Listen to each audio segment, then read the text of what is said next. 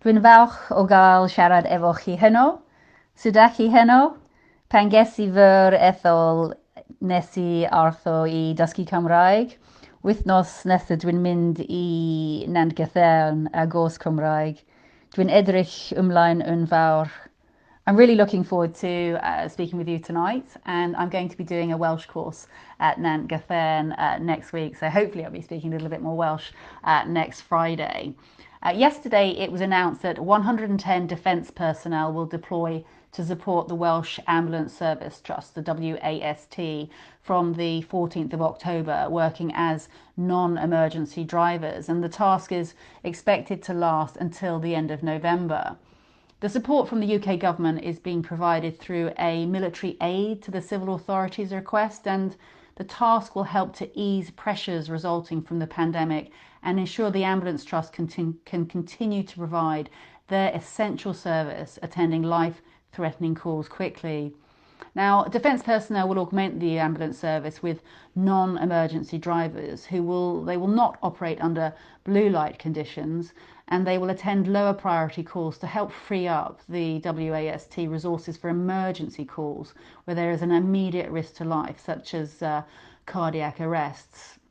Now, over the last 19 months, the pandemic has presented a challenge to our very brave and very dedicated Welsh ambulance service crews like no other, and they are owed an immense debt of gratitude, and I commend them for their invaluable contribution in our struggle against COVID-19 and for all that they do. The last couple of months in particular have inflicted immense pressure on our ambulance service, and this has resulted for too many people in unacceptable waiting times for ambulances, and I warmly welcome this deployment, and I'm confident that the support of our armed forces will help to save lives right across Wales over the coming months. I've always been determined to be the best Member of Parliament that I can be for you, the people of Ynys Môn, and I believe that the key to being a good Member of Parliament is being accountable. And so this month I've produced my annual report, and over the last week it's been delivered to every single household across our island. The report highlights much of the work that I've done to deliver on my priorities for Anglesey, which is to create secure employment, to create high-skilled long-term jobs and training opportunities, and to place Anglesey at the very centre of the UK's march towards net zero, to secure Wilfynewydd and to help our precious Welsh language and culture to flourish. The report was printed by W.O. Jones Printers in Llangefni, and I must, as always, thank them for their superb service, and was translated by an amazing team in Bangor. The printing and delivery was funded through donations, and not a penny of taxpayer money was used. You should have received your copy by now, but if you haven't, or if you would like additional copies, then please do give my office a quick buzz or drop me an email. I often feel like I'm repeating myself when I say this, but it's been another massively busy week working on your behalf.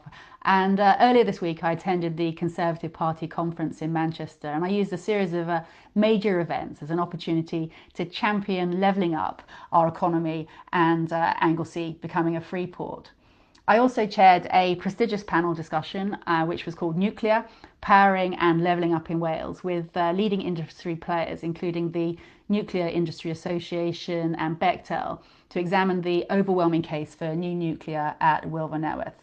So on behalf of my constituents, all of you, I met with several charities and stakeholders, including the National Trust, the Alzheimer's Society, the Deaf Children's Society, British Heart Foundation, Marie Curie, the Guide Dogs Association, where I met a lovely dog, the NFU, and also Cancer Research UK.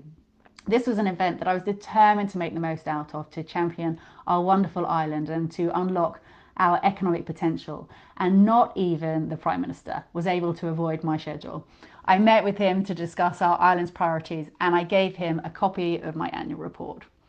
I enjoyed attending my first conference in person as your Member of Parliament, but as I am every week, I was delighted to come home to Anglesey.